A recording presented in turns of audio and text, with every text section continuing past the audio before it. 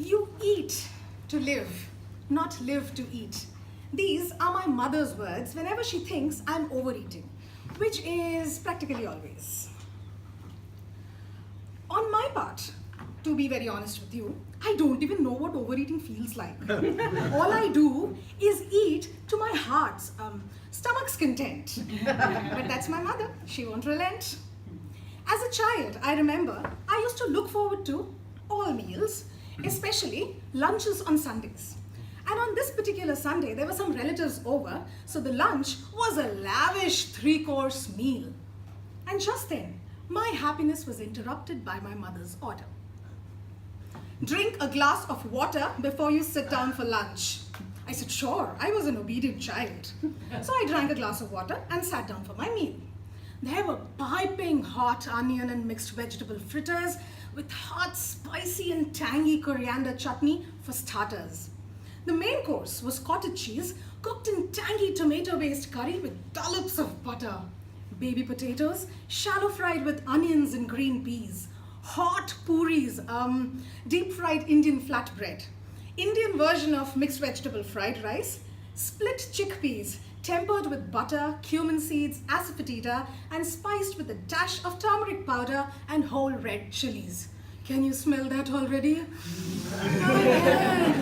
Pure bliss. Who can say no to that? Anybody? Not me. Definitely not me. Satisfied, after polishing off my meal, I looked up from my plate and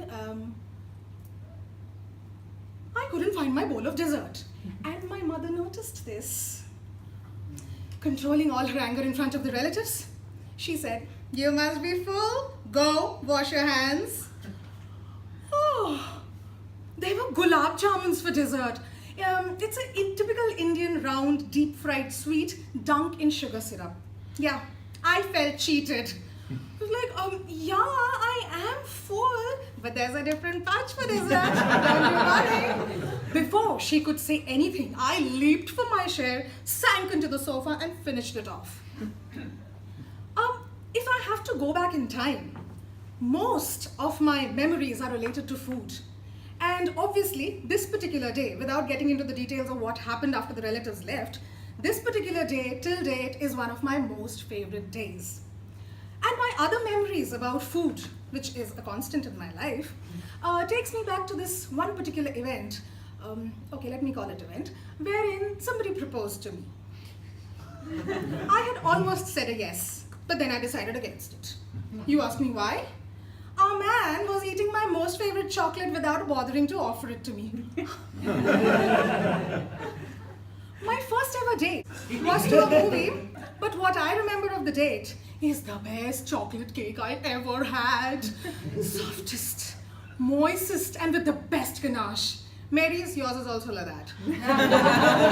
But, I mean, that is all I remember of the date. Can you believe it? I think my grandmother had similar thoughts about food. Though I don't know if she worshipped it as much as I do. But actually, I grew up with my grandmother. I used to stay with my grandmother because both my parents used to be away at work. And all her solutions to all possible problems of me as a child used to be, eat something, you will feel better.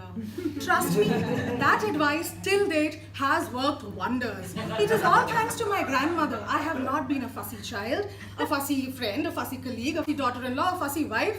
Just feed me. I'm not high maintenance, I promise. Later on, while I was growing up, all my stress about school and college exams, finding the right job, not getting the kind of job I wanted, bad bosses, too much work at office, family problem, financial problem, health problem, all of it was dealt with by food. Sometimes chocolates, sometimes biscuits, sometimes tea cakes, sometimes 2 lunches in a span of 3 hours, sometimes my best friend's tiffin, sometimes juice, sometimes simply a glass of water with 2 spoonfuls of sugar stirred into it. Food and I have been constant with each other and have come a long way and have stuck together nonetheless. I feel we are meant for each other. And it is my moral duty to stick around with food only. Contrary to what my mother said, I believe I was born to eat. You could judge me for this if you want, but the truth is, All of us love food. I'm the only brave one to stand here and admit it. Thank you.